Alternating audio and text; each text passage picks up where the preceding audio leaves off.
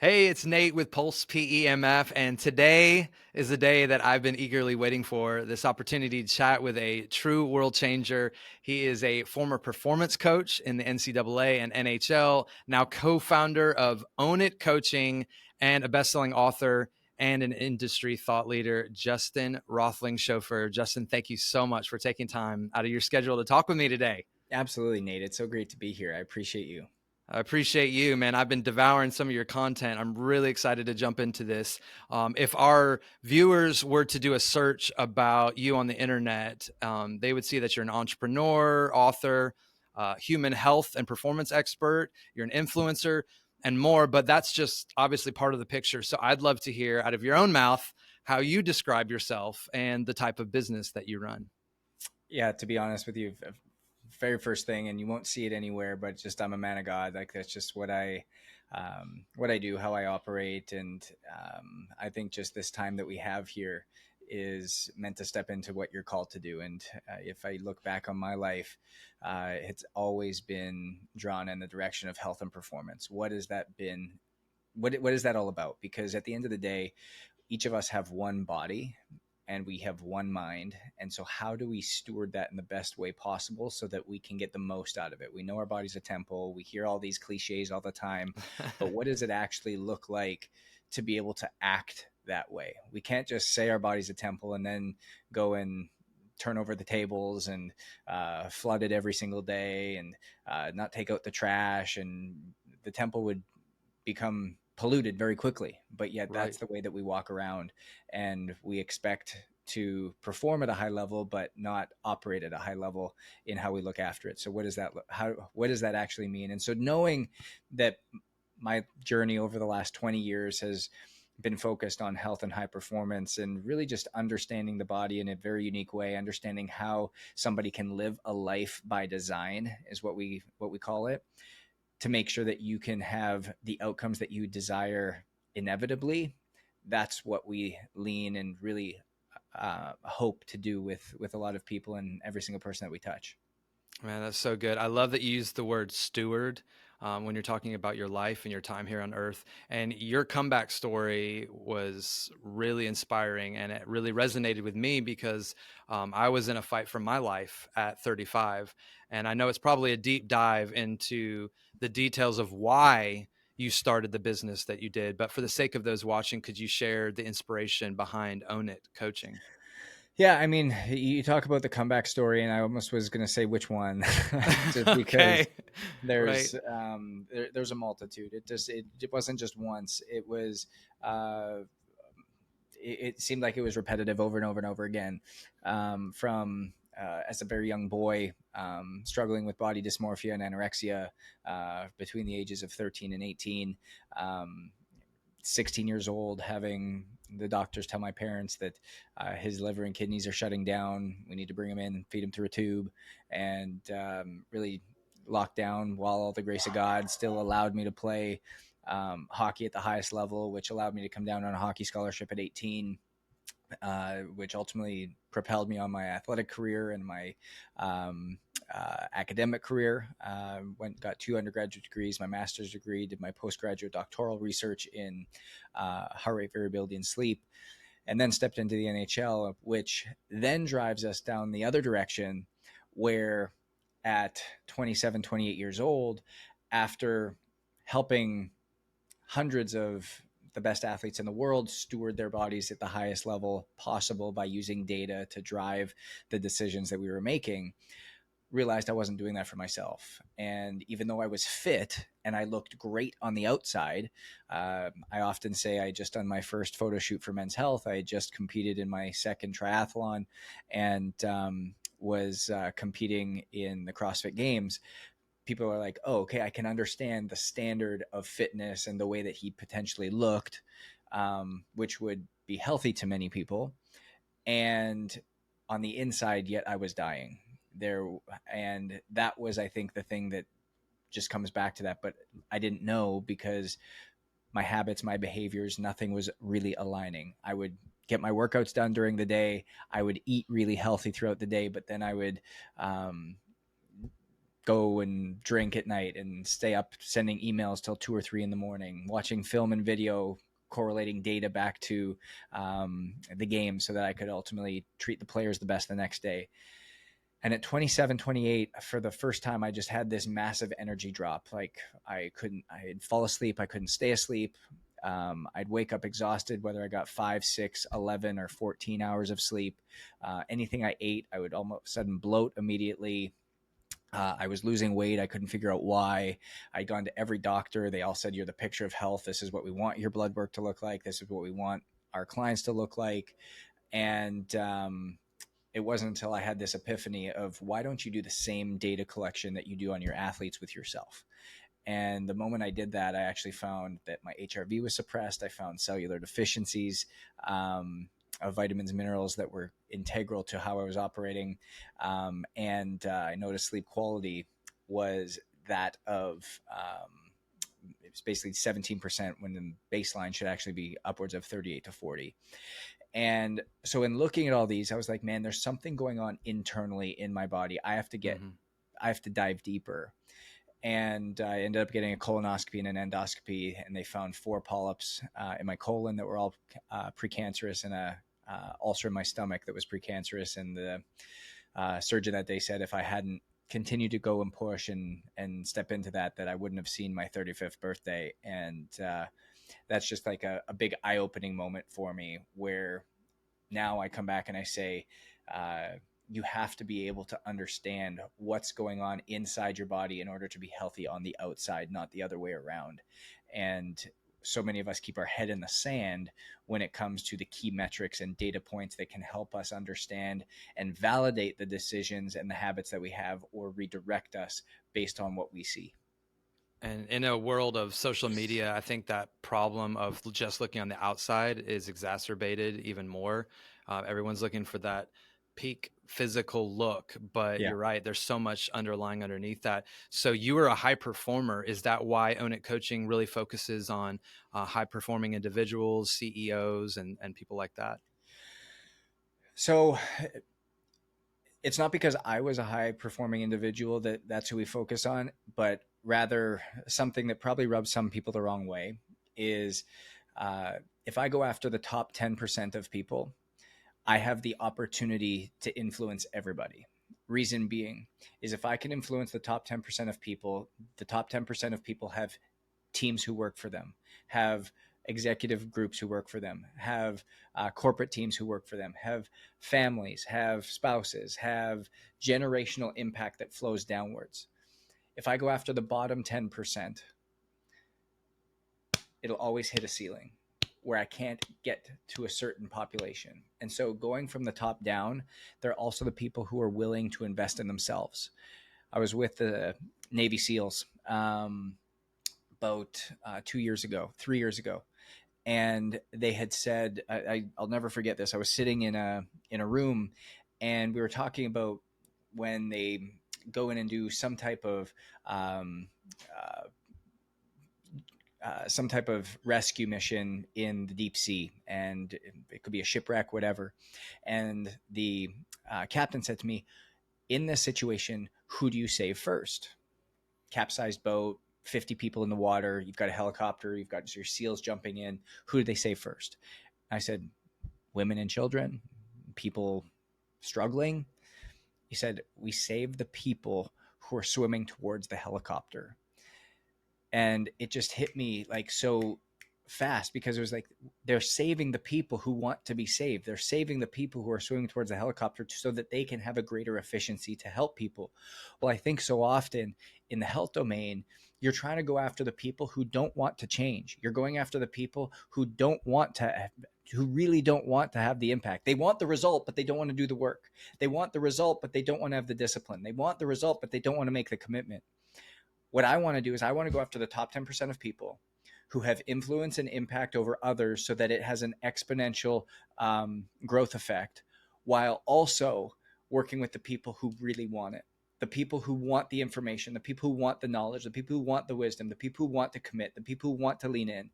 And that's who we built our business for, was for those people who really want to lean in and change their health to see these things, which is why we have a 94% retention rate, which is why we have a 100% success and satisfaction rate, which is why we have people who don't just change for a season, but ultimately change for good.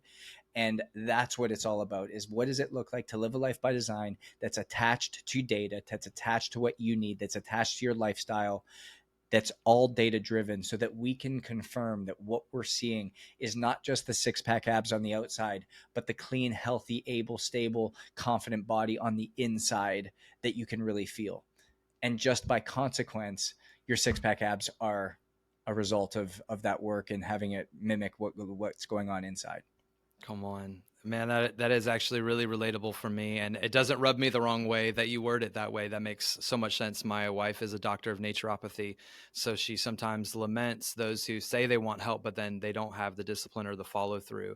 And so it is hard. It's very interesting how so many are in the water, but they're not swimming towards the helicopter. Now, or did you have something you want to add to that? as No. a as a performance coach, um, or former performance coach for the NCAA and NHL, you've been able to experience really a broad spectrum of modalities and techniques, I'm sure. So what initially sparked your interest in incorporating PEMF, specifically Pulse PEMF, into your business? Was there like a specific moment or experience that motivated you to explore this technology? Yeah, so the cool thing is, like, my relationship with Pulse specifically goes back, I think, gosh, it's got to be 7 years. And I brought it in. I still remember, to Anaheim with the Ducks. And when we were really working and really understanding what PEMF was all about, is very new, right? At this point, you're talking about grounding, you're talking about electromagnetic frequencies, and just how the body has different vibrational plates, and how we can get into the cellular level of healing and knocking out inflammation, starting to accelerate different types of muscular issues, et cetera, et cetera. And I found it to be really interesting. And to be honest with you, when I first got exposed to this, I'll be quite transparent and honest. I was like, okay, what other quote unquote voodoo or biohack do we have here? What are we trying to like pull the wool over people's mouths with? Right. And the unique thing was that there's a lot of other companies that are just selling PEMF as a modality that actually doesn't do anything, actually doesn't get to the cellular level, actually doesn't create healing, actually doesn't start to identify different types of issues. And what sold me on Pulse, it wasn't actually anything that we were doing with players yet. It was what was happening on myself. And I still remember sitting down. It was in one of the chairs, and I sat down on the chair and we turned it on. And I was in 2014. I was going for my second CrossFit Games. I went up to hit a snatch, and I ended up subluxing my left shoulder, um, slicing my biceps tendon, and it was about a year and a half recovery process. I sat down in that chair. This is 2017, so like 3 years later. Sat down in that chair, and as I sat down in the chair, I felt nothing except a pain in my left shoulder. And then all of a sudden they were like, okay, how's it feeling? How's it feeling? I was like, I just have this like massive pain in my left shoulder. They're like, have you heard it? And I was like, no, like there's nothing that like comes to mind. Like in the last month, last 2 months before, like, no, nothing. And then they're like, well, do you have an injury history of like on your left shoulder? I was like, yeah, I did this, this, and this. And they're like, oh my gosh, like that's what it's finding, that there's tissue issues, and that there's the health of the tissue actually isn't great. So they were doing some type of treatment on it. And I was like, oh my gosh, for the first time, like I felt like I had mobility. I felt like it felt great. And that was the thing that I was like, oh my gosh, there's something to this. There's something deeper, more impactful with this. And from then on, I've always been a Pulse user, and have integrated it into what we do with our clients, from just helping them understand the power of PEMF and being able to utilize it the right way. Because I think a big problem with, and again, this is why we built the company the way that we did, was whether it's cold plunge, whether it's sauna, whether it's red light, whether it's PEMF, whether it's hyperbaric oxygen chamber, I don't care what the tool is, it's just a tool. And if you don't know how to use the tool, if you don't know how to measure its effectiveness or its efficiency on your body, if you don't know any of these things, you're literally being used by the tool. I want you to use the tool, not the tool to use you. That's good. And the world of biohacking is all about get the next thing, get the next thing, get the next thing, get the next thing. That's going to make you healthy. No, that's not the truth. The truth is for you to take ownership and understand the key metrics, the key understanding of what's going on inside your body, so that you can then choose the best modality, the best tool, the best process, the best habit system, the best structure that's going to serve you powerfully, so that you can get the most out of your body and steward the body and mind the right way, and not just be another consumer of what everybody in this space is just out there trying to sell you. Come on, man, that's so good. And you used the word ownership. I love the title of your latest book, The Power of Ownership: Redeem Your Health, Live Life by Design, and Break the Relentless Pursuit of Normal. Even the title empowers people to stop blaming circumstances and other people for where they are.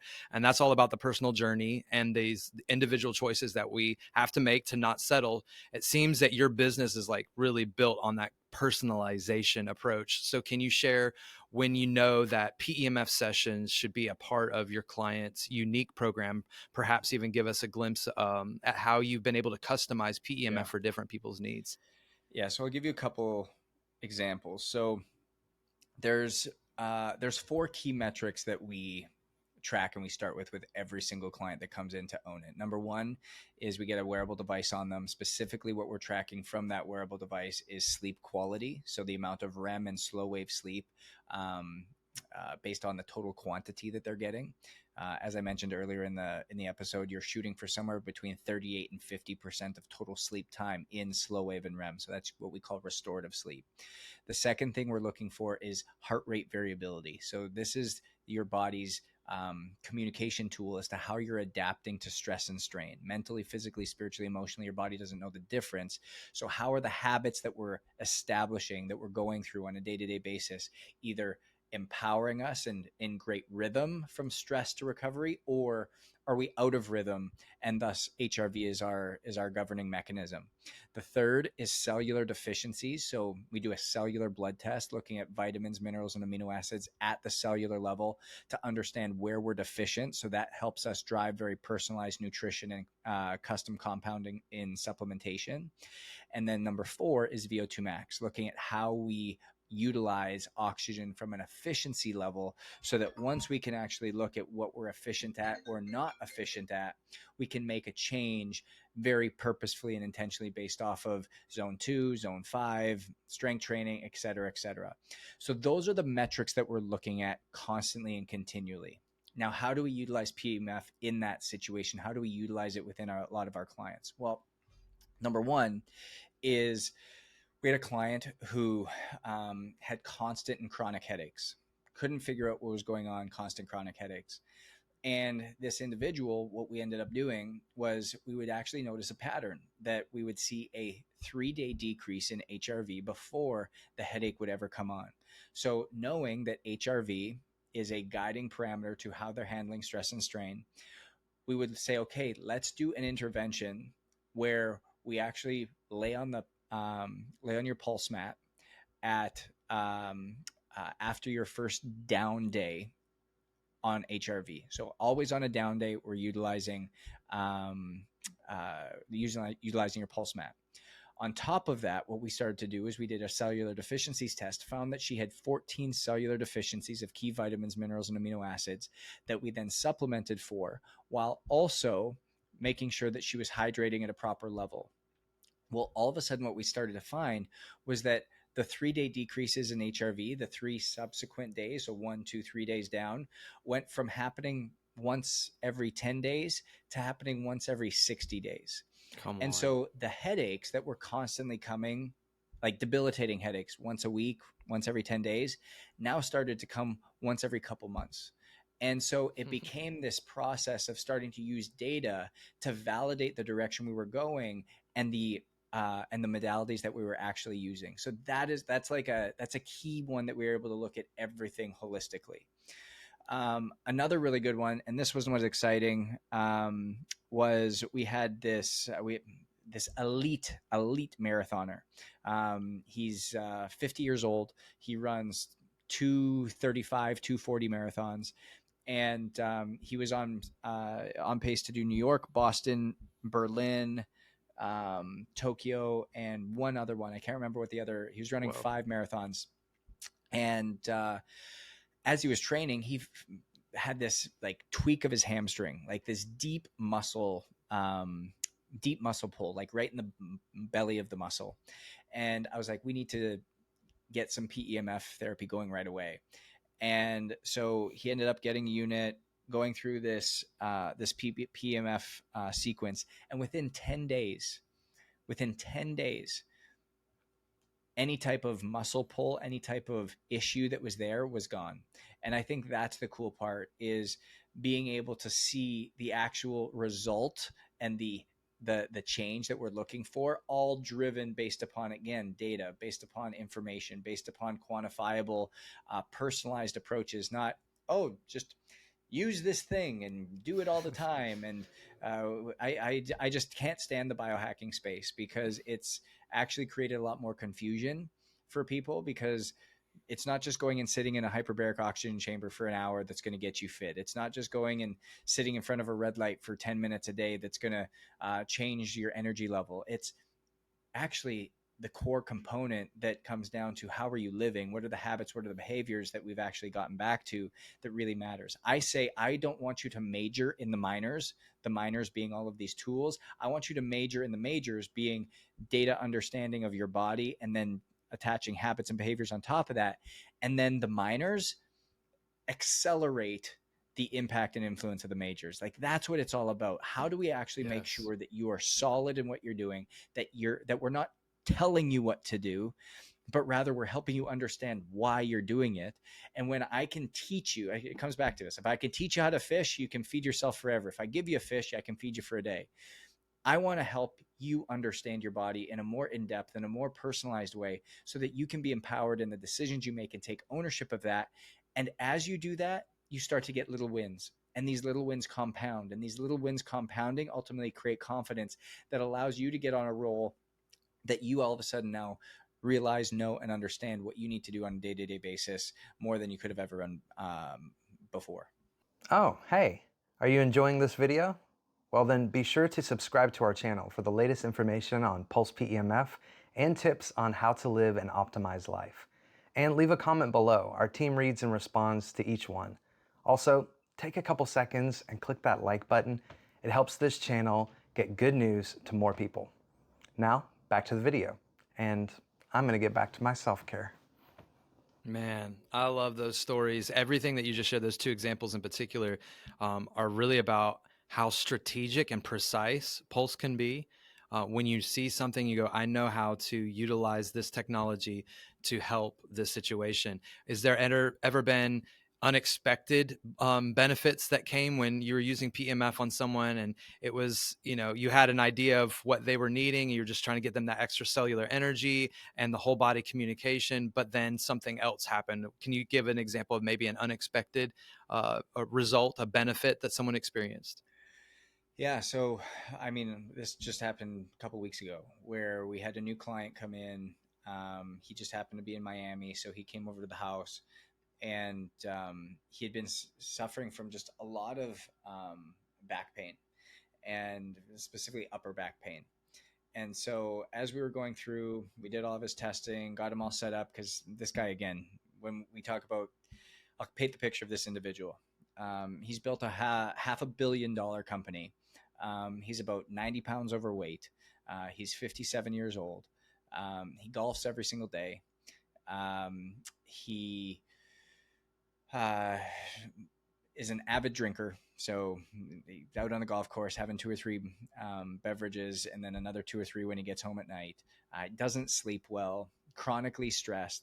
This is the type of guy that we've got coming through here. And he's complaining. His chief complaint of the day is upper back pain. So we've got upper back pain going on.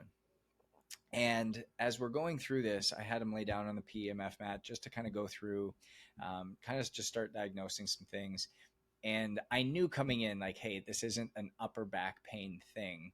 There's, if we were to help him lose about 20 to 30 pounds right away, we'd probably notice some impact. If we got him to start drinking, we start noticing some impact. If we got him to start sleeping better, we'd start noticing some impact, et cetera, et cetera. Well, all of a sudden we got him down, and as he was laying there, he started to say, I'm starting to get like a pain in my low back. I was like, do you feel anything in your upper back? He's like, no, it's like right in my like low back area. Well, anyways, as we started to go through this, it ended up going like right to his liver. And that was like the area he was feeling like this deep pulsing and pain sensation. And I was like, you know what? Like, tell me a little bit about like the drinking and like the stress and some of these other things and the type of eating that we're after. He's like, dude, I just need improvement. Like it's not very good. And so we started to cut back on the drinking. And then 3 days later, we got his test back from the cellular testing, as well as LPP testing, with looks at some of the other markers. And his liver enzymes were sky high. And immediately we were like, not like, let's paint the picture for you. Your liver enzymes are sky high. That means everything you're putting in there is a high level of toxicity that your liver's having to now filter and function. Your liver is having a lot of issues. It needs some help. Plus, when we did the pulse, remember where it went to? Directly to your liver. And so immediately he's like, oh my gosh, I don't want to have liver failure. I don't want to have a liver transplant. I don't want to have to go through all of this, which he's not at that point, but that's the journey you're on. That's the path you're walking based on the decisions you're making. Well, fast forward, and yes, we're 3.5 weeks into his journey, but cold turkey alcohol completely transformed the way that he's operating.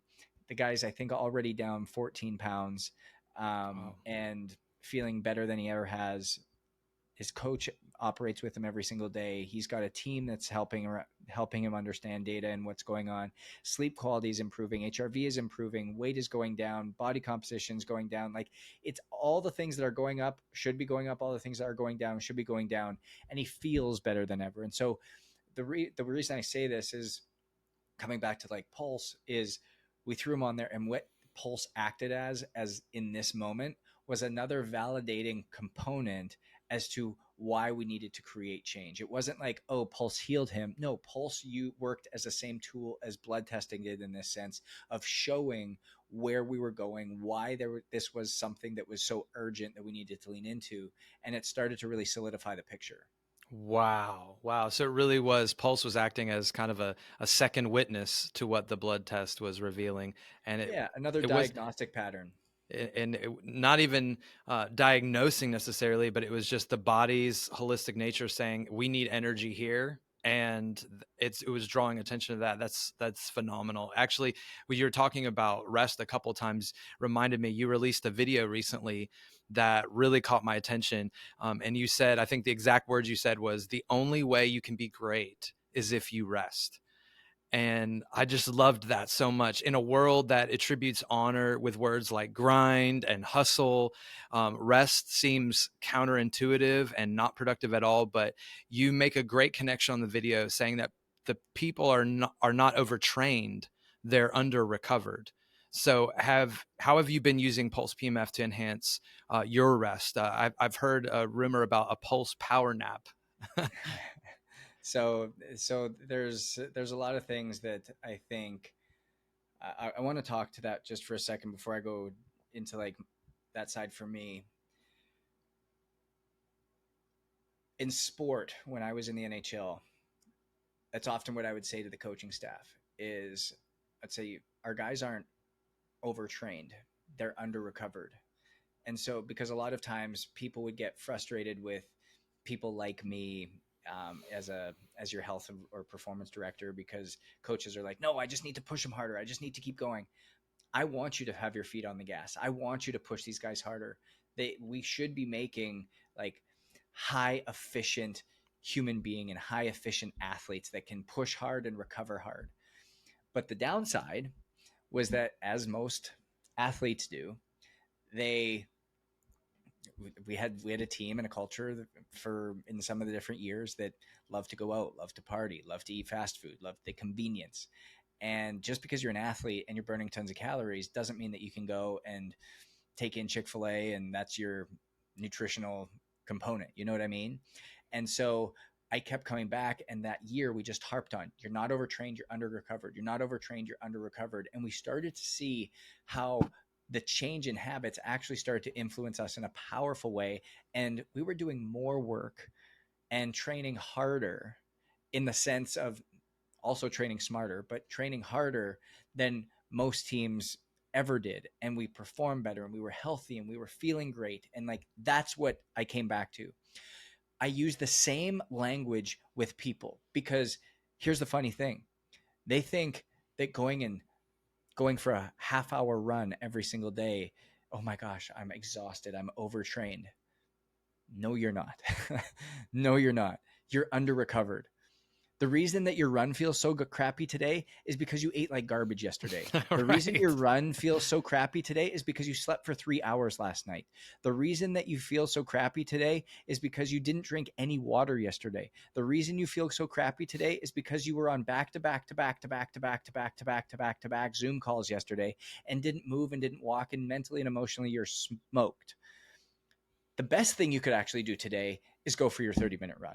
That's the best thing that you could do, because that's what's going to get you going in this right direction. So you're not overtrained, you're under recovered. So how do we help to optimize your recovery so that your training and what you do from an energy expenditure standpoint and from an actual building standpoint can be optimized? That's what we're after. Because again, I don't need everybody to be a professional athlete, but I believe that if you have a body, you're an athlete, and we need to train you in accordance to that. That doesn't mean that So you're going to good. that doesn't mean you're going to go and hit the podium at the Olympics, but it does mean that you're going to be able to go and pick your kids up and run and play soccer with them Come on. and not struggle. It does mean that you're going to be able to go throw the football and not be out of breath. It does mean that you're going to be able to go to the beach and not be ashamed to take your shirt off. That's what that looks like. That's how you feel. That's how you operate. And that's what we want to teach and empower you to be able to do in a very personalized way. Now, coming back to me and how do I operate this way in terms of I'm not overtrained, but under recovered. I'm in a season of my life where I like to be the yes man. What I mean by that is the season that I'm in, I've been asked to go climb Kilimanjaro. I've been asked to go run a marathon. I've been asked to go run 100 miles. I've asked to go do a hot yoga class. I've asked to go train for the CrossFit Games. I've asked to do all of these things in the past year and a half. And the cool thing is, to every single one of those, I've been able to say yes. And it's not because, and somebody will go, well, dude, like a lot of those are like opposites. Like you have to be extreme endurance, but then you also have to have extreme strength. And then you have to have extreme flexibility. And then you have to yes. The answer is yes. And the reason the answer is yes is because I train to be able to say yes. And so if I'm training to be able to say yes, meaning I have a vast degree of flexibility in terms of my body's ability to function, it means that I also have to recover heavily. Now I'm also running a multi 7-figure business with a team of 40 that's helping thousands around Canada and the US. I've got a family. I've got that I always want to be present for. I've got a lot of things going on that all would be excuses for people. In fact, this for me comes back to why I need to be able to say yes. And so, by design, I've built my days up so that I can ultimately get things done very purposefully and powerfully. And one of those things is I do all of my Bible reading and meditation in the morning on the PEMF mat. I have in the middle of my day in the afternoon what's called a ruck meeting. So there's an hour slot every single day that I still take phone calls or meetings on, but I'm out for my daily ruck so it's basically a weighted walk, if you will. And then and there's just a lot of things that I design my day for so that I'm able to operate at that level. Now, the nap that you talk about is usually at, again, this will be a little tidbit for people. How do you optimize and find the perfect nap? You take your average bedtime by your average wake time. So for me, it's 9:30. I go to bed and I wake up at 5:30. So if you look at that, that's 8 hours. So you would have the halfway point as a 4-hour window. So that means that 1:30 in the morning is the halfway point of when I go to bed and when I wake up. Our circadian rhythm operates on a 12-hour clock. So that means my optimal nap time is at 1:30-ish p.m. And so what I'll do is I've got a massage table in the back. I lay the pulse on it, and I'll go back there and I'll go into a 5 breath sequence in a box breath, a 5 5 5 5 5. On my box breath, I'll lay on there, and usually within about 3 minutes, I'm out, I'm sleeping, and then set the timer on the pulse to stop after 20 minutes. Gets up and away I go. I'm ready to go for the next half of the day. So it allows me to have that integrated in throughout the day. Very purposeful. I put those are literally on my calendar. I say if it matters to you, you make time, and the only way you make time is if you put it on the calendar. Don't tell me what your priorities are. Your calendar will show me, and that's really how I've structured everything. Man, that is so cool. I didn't think about circadian rhythms having an implication of an ideal nap time, but Huge. that makes so much sense now that you've Circadian explained rhythm runs everything. It runs like just even in the way we operate. And this is a big thing that we do with all of our clients, is because everybody has different circadian rhythms, and optimizing them based off of how your lifestyle runs. And so when we actually start to understand what your circadian rhythm is, we start to plan meals around it. We plan snacks around it. We plan meals around it. We plan travel around it. We plan naps around it. We plan deep work around it. We plan family time around it. We plan everything around it, because when we can optimize circadian rhythm, it's the best thing that we can do for longevity. I'm assuming that you probably travel quite a bit just because of the level of involvement that you're in, and being an author and a coach and a speaker. When you're flying back into your home base, do you ever use Pulse PEMF to help bring balance back to that circadian rhythm, since it is like grounding on steroids? Yeah. So the first thing that I will do after I come home, again, my wife knows this, my family knows this, is we call it the reacclimation period. So it's Justin's reacclimation time, and so as soon as I land, I'll come home and I'll have 30 minutes. So the sauna will be on, the cold plunge will be ready, the pulse will be activated. I'll sit on the pulse for 10 minutes. I'll pop into the sauna. I'll go into the cold plunge, and that's how I get reacclimated. And then I'm go inside and just ready to see everybody. Whoa, that is brilliant. I need to try that. And you do it in that order: pulse, sauna, cold plunge. Pulse, sauna, cold plunge. Yep. Man, I love it. Justin, what would you say to the person who's maybe where you were in some of those seasons where you had to enter into a comeback story, where you had to make a hard choice? Maybe they're on the fence right now, and they would say something like this to you: Justin, I've tried so many modalities and programs and nothing has helped. You know what it feels like to feel probably depression and hopelessness, and just not knowing what your future is going to look like. So what would you like to say to that person who has tried things, and maybe they're just thinking about giving up because what they've tried hasn't worked? Try one more time. And when I say try one more time, but drop your ego.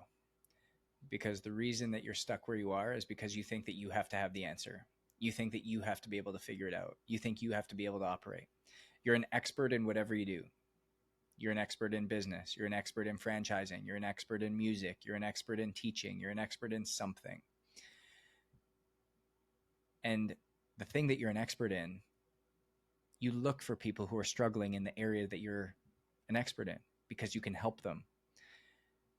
But yet so many of us, the one thing that we don't get help in, the one thing that we just think we can get a tool for, the one thing that we can just sign up for whatever cheapest coaching or cheapest course or something, some online YouTube video that's going to tell us how to run this complex thing. That's our solution. It's only when we can drop our ego and know that you don't have all the answers, and that rather you could go and learn and be taught and be educated and have success in a way that you've never thought possible before. Try one more time. Try it differently, and we can help you live differently so you can yield a different result. Try one more time. ownitcoaching.com. Come on. Like, seriously, just give us a call. See what it looks like, because we've worked with a couple thousand business owners and entrepreneurs by now over the last 3 years. And the reason that I have confidence, the reason that I get excited, the reason that I can sit here and say this is because every single person who comes through leaves different than they walk through the door. And that's what excites me. It's not weight loss. Weight loss is easy. Weight loss is simple. Weight loss is calories in, calories out. Let's make sure that the discipline's there. That's it. This is transformation. Come on. Transformation is difficult. Transformation is hard.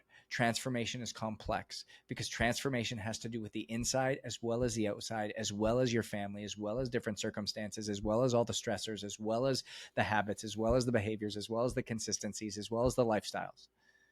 That's what transformation looks like.